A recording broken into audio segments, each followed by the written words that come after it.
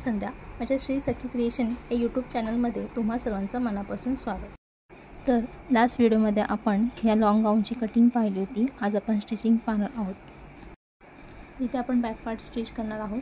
त्यासाठी जे back पार्टचं main fabric आहे ते आपल्याला सरळ ठेवून त्यावर अस्तर ठेवून घ्यायचं आहे आणि त्यानंतर त्याला टाचण्या लावून घ्यायच्या आहेत. टाचण्या लावून झाल्यानंतर आपण गळ्याचा जो आकार आहे त्यानुसार आपल्याला इथे शिलाई करून घ्यायची आहे. आता इथे जे कॉर्नर आहेत ते मी चॉकच्या साहाय्याने मार्किंग करून घेते, म्हणजे शिलाई करताना ते वर खाली होणार नाही. तर इथे आपल्याला व्यवस्थित मार्जिन ठेवून गळ्याला शिलाई करून घ्यायची आहे. तर इथे आपण बॅक पार्ट रेडी करत आहोत आणि फ्रंट पार्ट देखील आपल्याला या पद्धतीनेच तयार करायचा आहे. फ्रंट पार्टला आपण गोल गळा दिलेला आहे, तो देखील आपल्याला जसं आपण बॅक पार्ट तयार करत आहोत त्या पद्धतीनेच अस्तर ठेवून तयार करून घ्यायचं आहे. आता इथे आपली शिलाई देऊन झालेली आहे. आता जे एक्स्ट्राचं कापड आहे ते आपल्याला इथे कटिंग करून घ्यायचं आहे. तर बघा, सेंटरला इथे कट देऊन हे आतलं कापड देखील आपण इथे कटिंग करून घेणार आहोत. आता जे एक्स्ट्राचं कापड आहे ते कटिंग केल्यानंतर आपल्याला जिथे कॉर्नर आहे तिथे आपल्याला छोटे छोटे कट देऊन घ्यायचे आहेत आणि जिथे गोलाकार आकार आपण दिलेला आहे तिथे देखील आपल्याला या पद्धतीने कट देऊन घ्यायचे आहेत. कट देताना नेहमी काळजी घ्यायची आहे, शिलाई कट होणार नाही याची. आता इथे मी टाचण्या काढून घेते आणि हे अस्तर आतल्या साईडला फिरवून घेणार आहे. अस्तर आतल्या साईडला फिरवताना हे जे कॉर्नर आहेत ते आपल्याला व्यवस्थित बाहेरच्या साईडला काढून घ्यायचे आहेत. तर इथे माझ्याकडे प्लॅस्टिकची जी सुई आहे त्याच्या साहाय्याने मी कॉर्नर व्यवस्थित बाहेरच्या साईडला काढून घेणार आहे. आता हा जो दुसरा कॉर्नर आहे त्या देखील आपण इथे काढून घेऊ. त्यानंतर आपल्याला इथे इस्त्रीने प्रेस करून घ्यायचं आहे, त्यामुळे गळ्याचा जो आकार आहे तो व्यवस्थित बसला जाईल आणि त्यानंतर आपल्याला साईडने शिलाई करून हे अस्तर इथे जोडून घ्यायचं आहे.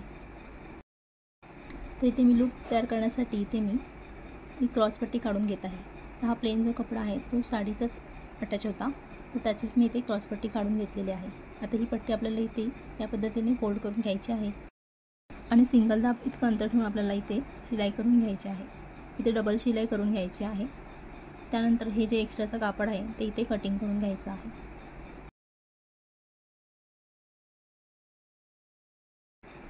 त्यानंतर आपल्याला ही पट्टी सरळ करून घ्यायची आहे. तर त्यासाठी इथे मी सुई आणि दोरा घेणार आहे, त्याच्या साहाय्याने ही पट्टी मी इथे सरळ करून घेणार आहे.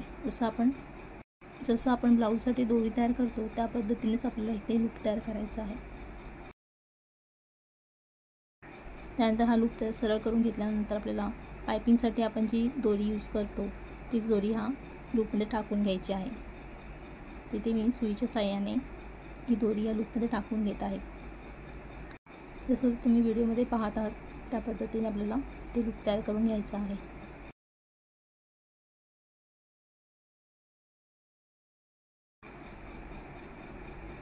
इथे मी बॅक पार्टला बटन लावणार आहे, त्यासाठी इथे मी लूप तयार करून घेतलेला आहे. पण तुम्हाला जर दोरी लावायची असेल तर तुम्ही दोरी देखील लावू शकता. या पद्धतीने आपल्याला हा लूप इथे ठेवून व्यवस्थित लॉक करून घ्यायचा आहे शिलाई करून. तिथे आपण लूप अटॅच करून घेतलेला आहे. त्यानंतर इथे मी गळ्याच्या साईडने लेस लावून घेणार आहे. तर त्यासाठी इथे मी गोल्डन कलरची लेस घेतलेली आहे. तुम्ही हवं तर इथे मॅचिंग पिंक कलरची देखील लेस इथे लावू शकता, पण मी कॉन्ट्रास्ट म्हणून गोल्डन कलरची लेस इथे लावणार आहे. लेस लावताना जिथे जिथे कॉर्नर आहेत तिथे आपल्याला लेसला इथे छोटीशी प्लेट द्यायची आहे. या पद्धतीने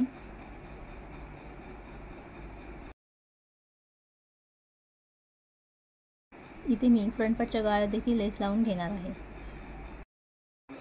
इथे आपले बॅक पार्टला लेस लावून झालेले आहे. इथे आपल्याला लेसच्या दुसऱ्या कडेने देखील शिलाई करून घ्यायची आहे, त्यामुळे लेस व्यवस्थित बसली जाईल. लेस लावताना नेहमी लेसचा जो मॅचिंग धागा असतो तो तिथे यूज करायचा आहे, त्यामुळे फिनिशिंगही छान येते. तर इथे आपला बॅक पार्ट तयार झालेला आहे. आता आपण स्लीव्स तयार करून घेऊ. तर स्लीव्सचं देखील जे मेन फॅब्रिक आहे ते आपल्याला सरळ करून घ्यायचं आहे आणि त्यावर अस्तर ठेवून इथे बॉटम लाईनला आपल्याला अर्धा इंच मार्जिन ठेवून या पद्धतीने सरळ शिलाई करून घ्यायची आहे. त्यानंतर आपण अस्तरला जो इथे कर्व आकार दिलेला आहे त्यानुसार आपल्याला इथे शिलाई करून घ्यायची आहे. तर शिलाई करण्याआधी आपण इथे मार्किंग करून घेऊ, म्हणजे शिलाई करणं आपल्याला इथे सोपं जाईल. या पद्धतीने इथे मी चॉकने मार्किंग करून घेतलेले आहे आणि त्यावरून आपल्याला इथे व्यवस्थित शिलाई देऊन घ्यायची आहे. शिलाई दिल्यानंतर हे जे आतलं कापड आहे ते आपल्याला इथे कटिंग करून घ्यायचं आहे आणि इथे देखील आपल्याला या पद्धतीने छोटे छोटे कट देऊन घ्यायचे आहेत. त्यानंतर आपल्याला हे स्लीव्ज सरळ करून घ्यायचे आहेत. सरळ केल्यानंतर आपल्याला इथे इस्त्रीने व्यवस्थित प्रेस करून घ्यायचं आहे. तिथे मी इस्त्रीने व्यवस्थित प्रेस करून घेतलेला आहे.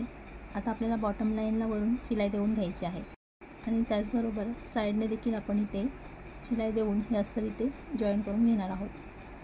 या पद्धतीने मी दुसरा स्लीव देखील तयार करून घेतलेला आहे. त्याला देखील आपण साईडने शिलाई देऊन हे अस्तर जोडून घेऊ.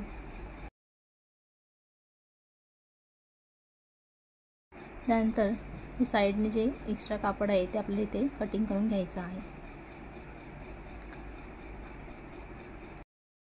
इथे स्लीव्जला पुढच्या मंडळाचा आकार दिलेला नाही आहे, तो आपण नंतर देणार आहोत. त्यानंतर आपण इथे स्लीव्जला लेस लावून घेणार आहोत.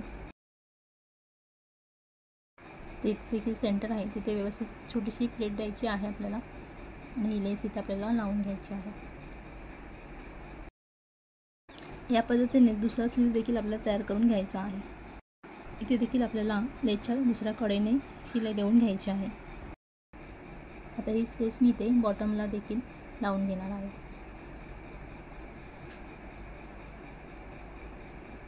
इथे हवं तुम्ही जे प्लेन फॅब्रिक आहे त्याचा इथे प्लेट्स देऊन फ्रिल देखील लावू शकता. आता बॅक आणि टॉप पार्टचा आपल्याला इथे शोल्डर जॉईन करून घ्यायचं आहे. तर ते दोन्ही पार्ट एकमेकांवर ठेवून घेतलेले आहेत. तर इथे आपल्याला मुंड्याच्या साईडने उतार द्यायचं आहे. तर त्यासाठी इथे मी या पद्धतीने अंदाजे 4 लाईन इतकं अंतर घेऊन या पद्धतीने लाईन आखून घेतलेली आहे आणि इथे कटिंग करून घेणार आहे. हे पहा. त्यानंतर आपल्याला इथे दोन्ही बाजूला 4 लाईन इतकं अंतर घेऊन या पद्धतीने शिलाई करून घ्यायची आहे. तसंच आपण दुसऱ्या बाजून देखील मुंड्याच्या साईडने उतार देणार आहोत. हे पहा. इथे मी शोल्डरला सिंगल शिलाई दिलेली आहे. आता आपण दोन्ही पार्टची उंची चेक करून घेऊ आणि नंतर मी डबल शिलाई देऊन घेणार आहे. शोल्डर जॉईन केल्यानंतर आपल्याला दोन्ही पार्टची उंची नेहमी चेक करून घ्यायची आहे. तर इथे आपली तयार उंची आहे 11 इंच. ते इथे 11.5 इंच हे अंतर आलेलं आहे. आता इथे आपण स्कर्ट जॉईन केल्यानंतर अर्धा इंच आपलं शिलाईमध्ये जाणार आहे. तर ते आपली तयार उंची 11 इंच येणार आहे. आता इथे मी बॅक पार्टला हुक लावणार आहे. त्यासाठी आपल्याला या पद्धतीने दोन्ही पार्ट एकमेकांवर ठेवून घ्यायचे आहेत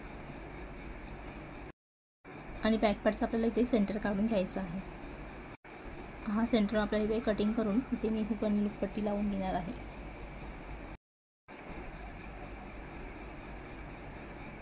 हे पहा. या पद्धतीने आपल्याला हुक आणि लूप पट्टी लावून घेतलेली आहे. आता ही पट्टी एकमेकांवर ठेवून आपल्याला खालच्या बाजूने शिलाई करून घ्यायची आहे.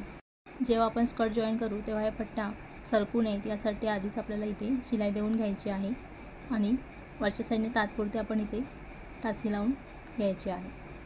आता या दोन्ही पार्टचे आपण शोल्डर जॉईन करून घेतलेला आहे. त्यानंतर आपल्याला स्लीव्ज लावायचे आहेत. तर त्याआधी आपल्याला या दोन्ही पार्टचा मुंडांचा जो आकार आहे तो आपल्याला व्यवस्थित चेक करून घ्यायचा आहे. कमी जास्त असेल तर तो आपल्याला इथे कटिंग करून घ्यायचा आहे. आता इथे स्लीव्जला देखील पुढच्या मुंडाचा आकार दिलेला नाही आहे. तो देण्यासाठी हे दोन्ही स्लीव्ज एकमेकांवरती या पद्धतीने ठेवून घेतलेले आहे. आता इथे अंदाजाने मी अर्धा इंच इतकं अंतर घेऊन या पद्धतीने मार्किंग करून घेतलेले आहे. या मार्किंगनुसार आपल्याला इथे कटिंग करून घ्यायचं आहे. आता इथे आपण पुढच्या मुंडाचा आकार दिलेला आहे. त्यानंतर आपल्याला हे दोन्ही स्लीव्ज इथे सेपरेटली या पद्धतीने फोल्ड करून हा आकार आपण चेक करून घ्यायचा आहे. आता ज्या साईडने पुढच्या मुंडाचा आकार दिलेला आहे तिथे आपल्याला या पद्धतीने मार्किंग करून घ्यायची आहे. म्हणजे स्लीव्ज जॉईन करताना ते उलटसुलट होणार नाहीत यासाठी. तर आता आपण इथे स्लीव्ज जोडून घेणार आहोत. तर हा फ्रंट पार्ट आहे. तर स्लीव्जवर आपण जी पुढच्या मुंड्याच्या साईडने मार्किंग केलेली आहे ती मार्किंग या फ्रंट पार्टच्या दिशेने येईल. या पद्धतीने आपल्याला हे स्लीव्ज ठेवायचे आहेत. त्यानंतर आपल्याला हे स्लीव्ज कसे जोडायचे आहेत तर ते मी सांगते. तर बघा, शोल्डरपासून आपल्याला दोन्ही बाजूला 1.5 इंच अंतर घ्यायचं आहे. तर इथे बघा, जिथे आपण अंतर घेतलं 1.5 इंच तिथे आपल्याला एक टोक ठेवून या पद्धतीने हे स्लीव्ज जोडून घ्यायचे आहेत. जोडण्याआधी आपण नेहमी हे अंतर चेक करून घेतो. तर ते आपल्याला इथे चेक करायचं आहे. तर इथे स्लीव्ज जोडण्याआधी आपल्याला जिथे आपण 1.5 इंचावरती मार्किंग केली तिथे आपल्याला या पद्धतीने स्लीव्ज ठेवून आधी शिलाई करून घ्यायची आहे. आता आपण इथे स्लीव्ज जोडून घेणार आहोत. तर बघा, इथे व्यवस्थित मार्जिन ठेवायचे आहे. आणि या पद्धतीने आपण ते स्लीव जोडून घेणार आहोत.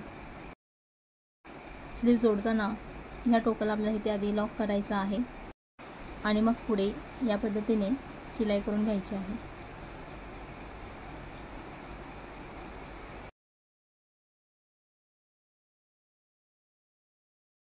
तर इथे मी एका बाजूचा स्लीव लावून घेतलेला आहे. आता आपण दुसऱ्या बाजूचा देखील स्लीव जोडून घेऊ. स्लीव जोडल्यानंतर हे जे कापड आहे हे बाहेरच्या साईडला येऊ नये यासाठी एंटरलॉक केल्यानंतर हातशिलाच्या सुईने ते आपल्याला आतल्या साईडला स्टिच करून घ्यायचं आहे. तिथे बघा व्यवस्थित हा स्लीव्स इथे बसलेला आहे. आता आपण दुसऱ्या बाजूचा देखील स्लीव्स इथे जोडून घेऊ. इथे देखील सेंटरपासून म्हणजे शोल्डर जॉईंट केलं आहे तर तिथून आपल्या दोन्ही बाजूला 1.5 इंच अंतर घ्यायचं आहे. तर इथे व्हिडिओ मोठा होऊ नये यासाठी मी आजच्या व्हिडिओमध्ये टॉप पार्ट तयार करून घेतलेला आहे आणि शोल्डर जोडून घेतलेले आहे, तसेच स्लीव जोडून घेतलेले आहेत. तर पुढच्या व्हिडिओमध्ये आपण या टॉप पार्टला बॉटम पार्ट जोडून घेणार आहोत. या गाऊनचा कटिंगचा व्हिडिओ देखील मी अपलोड केलेला आहे, तर त्याची लिंक मी डिस्क्रिप्शनमध्ये दिलेली आहे.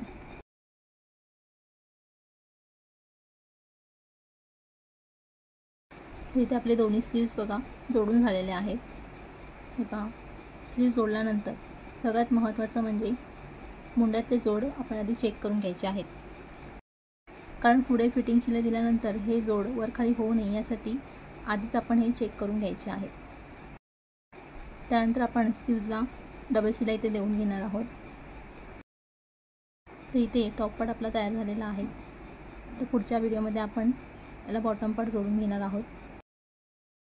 तर इथे हा व्हिडिओ तुम्हाला आवडला असेल तर व्हिडिओला लाईक करा, शेअर करा आणि आपल्या चॅनलला सबस्क्राईब करायला विसरू नका. थँक्यू.